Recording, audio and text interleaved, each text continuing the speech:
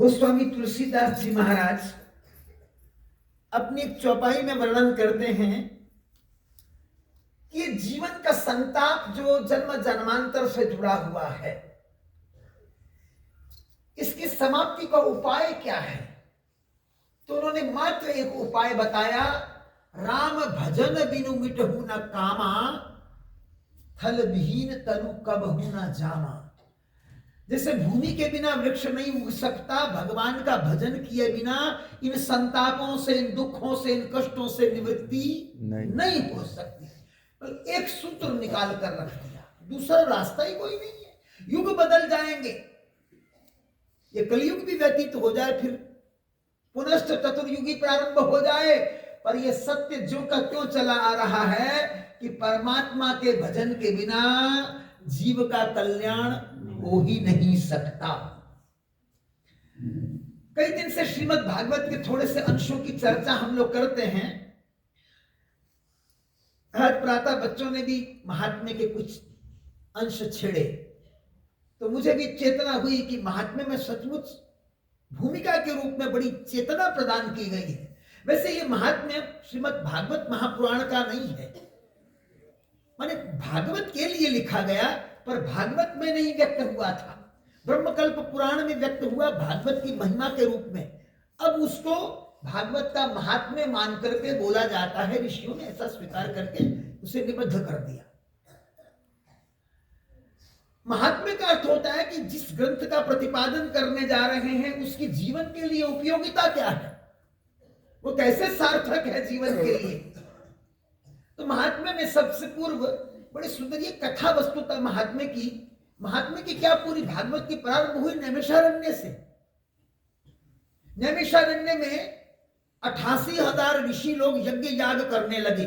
चलो आज भूमिका के रूप में चर्चा करते हैं, 2-3 दिन चलती रही तो कोई बात नहीं। 88,000 ऋषि यज्ञ याग करते थे और विविध कथाएं उन 88,000 ऋषियों ने एक शौनक नाम के ऋषि उनको अगुआ बना करके सूत जी से प्रश्न करके उनके मुखारविंद से सुनी। अब इसकी भी एक पृष्ठभूमि है। जब 88,000 ऋषियों के मन में संकल्प हुआ कि हम कथा श्रवण करें और यज्ञ याग करें, यज्ञ का सीधा सा अर्थ है धर्म, और धर्म के अंदर अपने जीवन के सुख दुख का परित्याग कर देना, और एक वैकल्पिक अर्थ है कि भरपूर दान दो, जो कुछ है उसे लुटाओ, किसका समझकर, भगवत वस्तु समझकर। तो दिय वस्तु गोविंदम तुभ्यम एव समर्पय, यहां से वस्तु तो धर्म शुरू होता है। अगर दान देने वाला कहे मैंने दिया तो पतन, और दान देने वाला कहे इदम न मम, आपका है। ये जो हवन करते हैं ना, हवन, इसमें ब्राह्मण लोग कहलवाते हैं, मानो इंद्र को आहुति दो, ओम इंद्राय नमः इदम नमः, ये देने वाला मैं नहीं हूं। उसका सीधा अर्थ है कि मैं आहुति नहीं दे रहा कौन, जो भीतर बैठा है भगवत तत्व के रूप में। मेरे पास मेरा कुछ है नहीं, दाता कैसे बन गया, मैं दाता हो नहीं सकता। तो नैमिषारण्य में ये त्याग की भावना से ओतप्रोत होकर यज्ञ याग करने के लिए ऋषिगण जब तत्पर हुए तो ब्रह्मा जी के पास गए, कोई हमें स्थान बताइए जहां हम निर्विघ्नता से यज्ञ याग करें। देखो जीवन में त्याग करें, धर्म करें तो अहम आता है, निर्विघ्नता तो वहां भी नहीं है। तो कोई ऐसा स्थान बताएं जहां परमात्मा के प्रेम में सराबोर होकर के निष्काम भाव से यज्ञ याग की संपन्नता करें। केवल आहुतियां नहीं दें, सत्संग भी करें, सत्कर्म भी करें, कथा श्रवण भी करें। तो ब्रह्मा जी ने कहा बात बहुत सुंदर तुमने पूछी, आपको एक मनोमय चक्र देता हूं। कथा के शब्दों की ओर ध्यान दें, बहुत वक्ता दुनिया में, मैं ही नहीं हूं, पर जो बात मर्म की है उसको मंथन करके हम लोग आपस में बांटें, ये थोड़ा सा कर्तव्य होना चाहिए। ब्रह्मा जी कहते मनोमय चक्र देता हूं तुमको, और जहां जाकर ये चक्र घूमना बंद कर दे, इसकी नेमी टूट जाए, शीर्ण हो जाए, वो जगह तुम्हारे यज्ञ याग के लिए उचित है।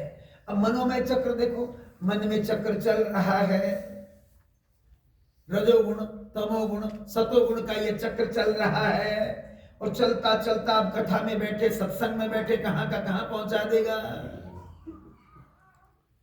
अब ब्रह्मा जी कहना क्या चाहते हैं, मनोमय चक्र दिया, जहां जाकर ये शीर्ण हो जाए, इसकी नेवी टूट जाए, माने जहां जाकर मन खड़ा होना शुरू कर दे, वो स्थान उपयुक्त है।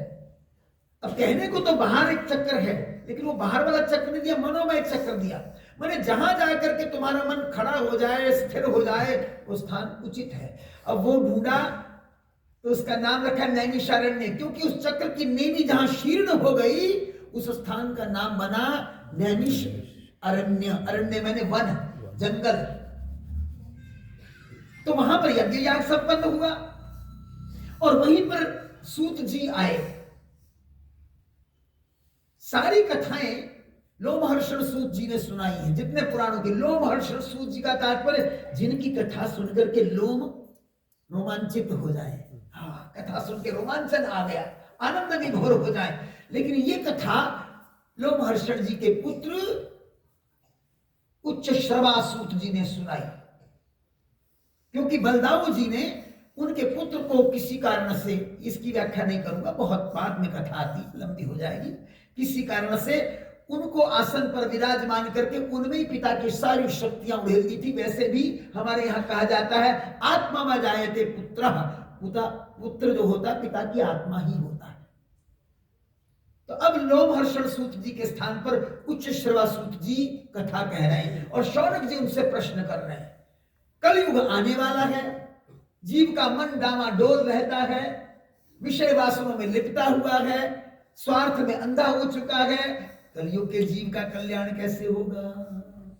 उन्होंने कहा, देखो तुमने बात बड़े पते की पूछी, कलयुग का जीव कैसे कल्याण पाएगा, इसके लिए एक ही साधन है, यज्ञ याग जितने मर्जी कर लो, व्रत उपवास जितने मर्जी कर लो, ठीक है आंशिक लाभ तो रहता ही है ना, परंतु इससे कल्याण होने वाला नहीं है। जब तक परमात्मा के प्रेम में सराबर होकर के अपने आप को खो नहीं देता, तब तक उसका कल्याण नहीं होगा। कलिकाल में भगवान का गुणानुवाद सुनी अथवा गाए। अब इस गुणानुवाद के लिए क्या है, एक पुराण है, उसका नाम है श्रीमद् भागवत महापुराण, क्योंकि वो वेद व्यास जी ने परमात्मा के प्रेम में सराबोर होकर नारद जी की प्रेरणा से रचित किया। उसमें उन्होंने अपना पांडित्य नहीं दिखाया, अपनी बातें नहीं की या दुनिया की बातें नहीं की, उन्होंने केवल परमात्मा की चर्चा की, परमात्मा के विविध रूपों की चर्चा की।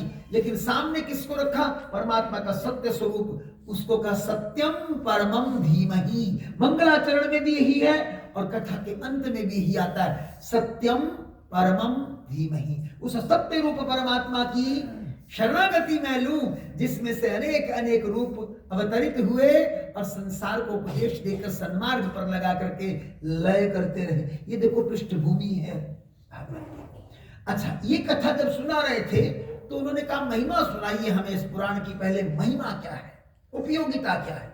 अब देखो सब जानते हैं कि नारद जी एक बार भ्रमण करते करते, नारद जी देवऋषि हैं, ये हम लोगों ने कुछ कहावतें सी कल्पित कर ली, नारद जी के चरित्र को तो बोलनी भी नहीं चाहिए कि नारद मुनि इत्यादि, ऐसा कहना नहीं चाहिए, क्योंकि इतने बड़े देवऋषि को हमने बड़ा निकृष्ट मान लिया।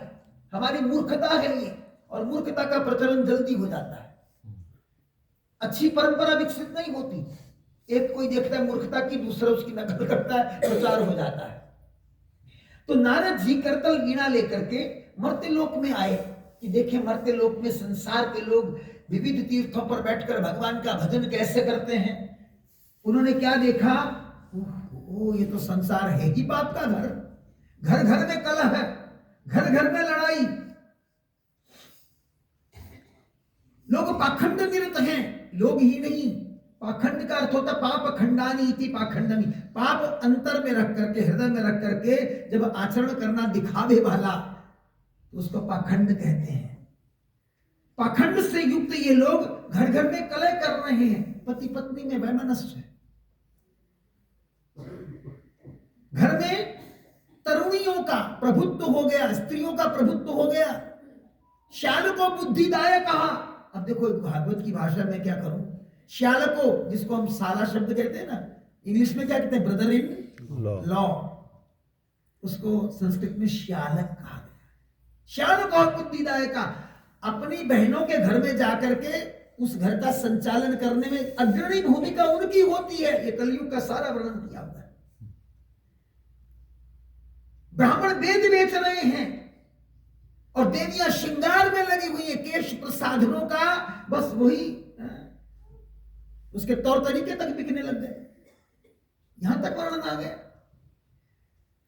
और यहां तक भी कहा कि इतने लोभी हो गए, दंभी हो गए हैं कि अपने आप को धार्मिक कहते हैं, कन्या विक्रय तक करने को तुले हुए हैं। इन प्राणियों को देखकर लगता कि संसार में धर्म नहीं। यहीं तक नहीं कहा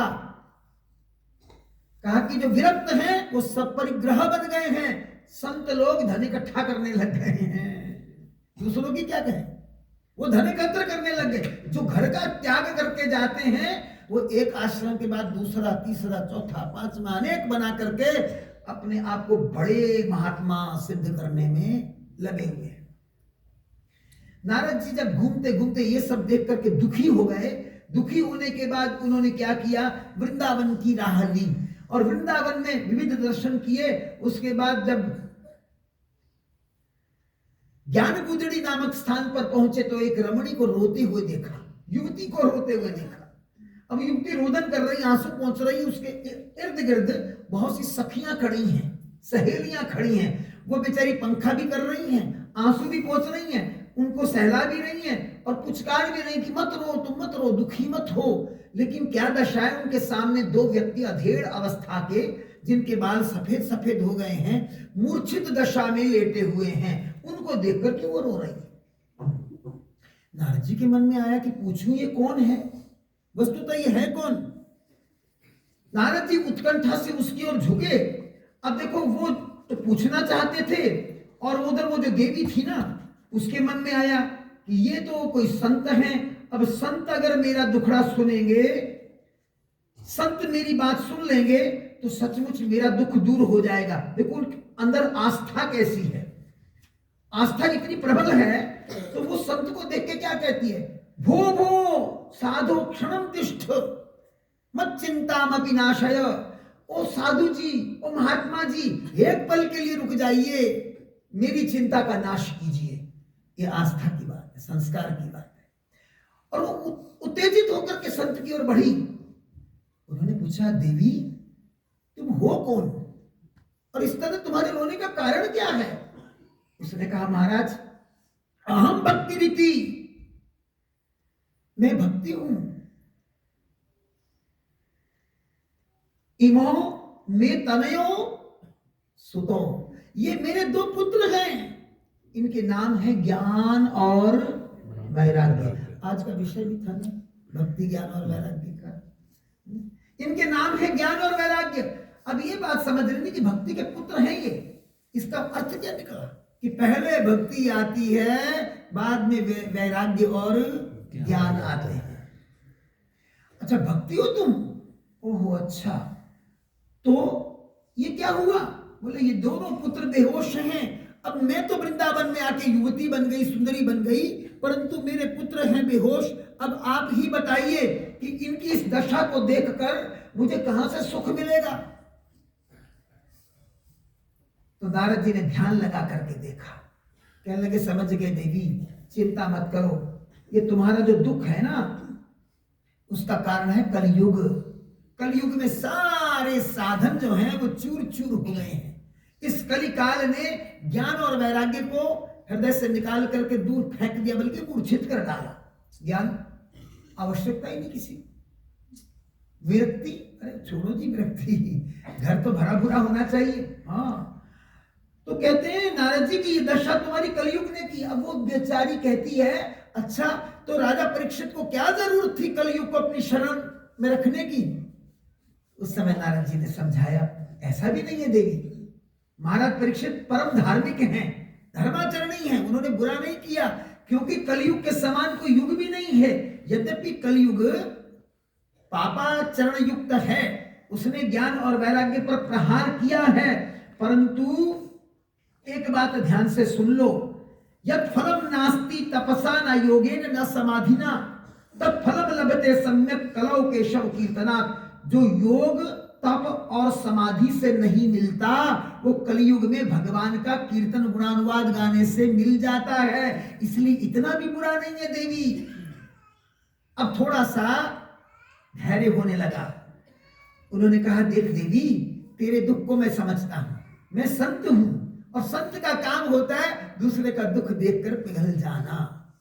गोस्वामी जी ने तो बड़ी सुंदर बात लिखी, संत हृदय नवनीत समाना, कहा कवि पे कहत ना जाना। गोस्वामी जी कह रहे कवियों ने ये बात कही कि संत का दिल मक्खन की तरह होता है, पर ये बात समझ कर नहीं ली, क्योंकि मक्खन तो अपनी गर्मी से पिघलता है जब मक्खन को ताप लगता है, पर संत अपनी से नहीं दूसरे की तापना देखकर पिघल जाता है। कहा, मैं संत हूं देवी, तुम्हारा दुख दूर करूंगा। अब देखो क्या करते हैं, उन्हें वेदवाणी सुनाने लगते हैं, वेद घोष उच्चरित करने लगते हैं। जब वेदवाणी सुनाई, बहुत बार सुनाई, तो एक पल के लिए उन्होंने गर्दन उठाई वैराग्य और ज्ञान ने, उसके बाद फिर भूमि पर गिर गए। चेतना आई लेकिन फिर गिर गए। अब देखो कलिकाल का प्रभाव कितना जबरदस्त है कि वेदवाणी भी निष्क्रिय जा रही है। फिर कहते हैं मुख जोड़ लिया। हाँ, मुख जोड़ करके उसके कान से मुख जोड़ लिया और जोड़ने के बाद कहने लगे, ओ वैराग्य जागो, मैं तुम्हें वेद के श्लोक ऋचाएं सुना रहा हूं। वेद के श्लोकों को ऋचाएं कहते हैं, वेद मंत्रों को ऋचाएं कहते हैं। अब वही वेद मंत्र गायत्री आदि उनके कान में बड़े शुद्धि से जो जपे जाते हैं, उनके कान में उड़ेलने लगे। यहां पर विचार करना है कि नारद जी की भूमिका क्या और ज्ञान वैराग्य क्या। देखो, गुरु का काम है मंत्र का दान करना, पर मंत्र का दान भी कुछ काम नहीं कर रहा, क्योंकि कलिकाल का प्रभाव बड़ा जबरदस्त है। अब काम कैसे करेगा? अब गुरु की भूमिका भी व्यर्थ हो गई। एक जगह वाणी में आता है, गुरु बेचारा क्या करे, जैसी खन में चूक, विकारों से भरा हुआ जीवन है, गुरु क्या करेगा? वहां वो भी नहीं कुछ कर सकते। मुख जोड़ करके कान से मंत्रों का उच्चारण कर दिया, गीता पाठ सुना दिया, वेद घोष सुना दिया, वो जागते हैं, जाग करके फिर गिर जाते हैं। अब बड़ी निराशा हुई नारद जी को, ये क्या बात हुई? किसी से पूछना पड़ेगा, किसी ऊंचे संत के पास जाकर चर्चा करनी पड़ेगी। देव ऋषि नारद, जिनको भगवान ने अपनी करतल वीणा दी, लोक लोकांतरों में जिनका गमन है, वो भी बेचारे हार गए, कलिकाल ने उनको भी हराया।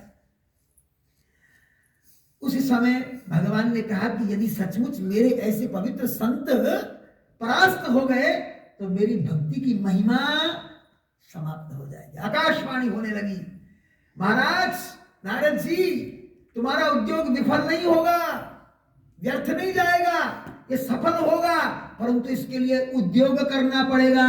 और वो उद्योग क्या है? सत्कर्म कीजिए, सत्कर्म सत्कर्म कीजिए। आकाशवाणी ने कहा। नारद जी कहने लगे, मैंने वेदवाणी सुना दी, गायत्री कान में उड़ेल दी, गीता का मर्म चला गया, अभी तक सत्कर्म नहीं हुआ। क्या है सत्कर्म? देखो, सीधी दार्शनिक रूप में सत्य तत्व की व्याख्या करें, किसी का ध्यान ही नहीं जाता उधर, क्योंकि नीरस होता है। तो नारद जी को कुछ समझ ना आवे, वो बेचारे भक्ति से कहते हैं, अच्छा तुम यहीं बैठो, विश्वास करो मुझ पर, मैं लौट कर आता हूं, मैं तुम्हारे पुत्र का उपचार करूंगा। ये कहकर के ना विविध महात्माओं के स्थानों पर चले गए। और महात्माओं के स्थानों पर जब गए तो वहां क्या देखा कि कोई तो मौनी बन गए, किसी ने किवाड़ बंद कर लिए। कहा जी गुरु जी ने तो मौन रखा, वो बोलते ही नहीं, कुछ पता नहीं था ना, दुकानें खोल के बैठे थे। दुकानदारों का ये काम भी तो नहीं, ये तो काम उनका है जो आत्माराम बने बैठे हैं, आत्माराम हो गए हैं प्रभु कृपा से। तो उस समय क्या कहते हैं, बहुत ढूंढते ढूंढते अंततः गत्वा कहां पहुंचे? बदरी वन में, विशालापुरी में। वहां सनकादिक मिले, चारों भ्राता, वो ब्रह्मा जी के भाई हैं, लेकिन उनकी अवस्था छोटी ही रहती है, अग्रज हैं, वो भी ब्रह्मा जी के संतान हैं, और नारद जी भी ब्रह्मा जी के संतान हैं, उनके भाई हैं। उन्होंने कहा, नारद जी कहां से आ रहे हो? बड़ी उतावली से, बड़ी तत्परता से आप चल रहे हैं, आपका चेहरा कह रहा है कि आप उदास हैं। बोले महाराज ठीक पढ़ा आपने। बोले कहानी बताइए, आए कहां से, जाना कहां? बोले मरते लोक में गया था, वहां ये दशा देखी, अब उनका कोई उपाय नहीं पता लग रहा। आकाशवाणी कह रही सत्कर्म करो, तब उन्होंने कहा, अरे सत्कर्म की परिभाषा में उलझ गए आप। अरे सत्कर्म कुछ भी नहीं है। सत्कर्म है वो कथाएं सुनाना, वो गुणानुवाद भगवान का सुनाना जिसमें सत तत्व ही कौंध रहा है। इसलिए उनको श्रीमद् भागवत महापुराण की कथा सुनाई जाए। यहां तक तो आई पृष्ठभूमि। अब इसके बाद कुछ कथाएं आती हैं जिनका आज वर्णन नहीं करूंगा, कल इस बात को आगे बढ़ाएंगे। तो आज केवल अपने आप को प्रेरणा देते हैं। क्यों हम क्या करते हैं, बस सत्संग सुना, उसके बाद विस्मृत हो गया। एक दिन थोड़ा याद रहता है, दूसरे दिन भूल जाता है। फिर मन में आता है, दयाल जी से पूछेंगे कौन से नंबर की कैसेट थी। अपने स्वार्थ के कार्यों में परमार्थ की ये बात विस्मृत हो जाती है और फिर लौट जाते हैं घरों को, अगले साल देखा जाएगा। तो आओ अपने को प्रेरणा दे लेते हैं। कल इसको यहीं से उठाएंगे और महाराज की कृपा से फिर चर्चा करेंगे।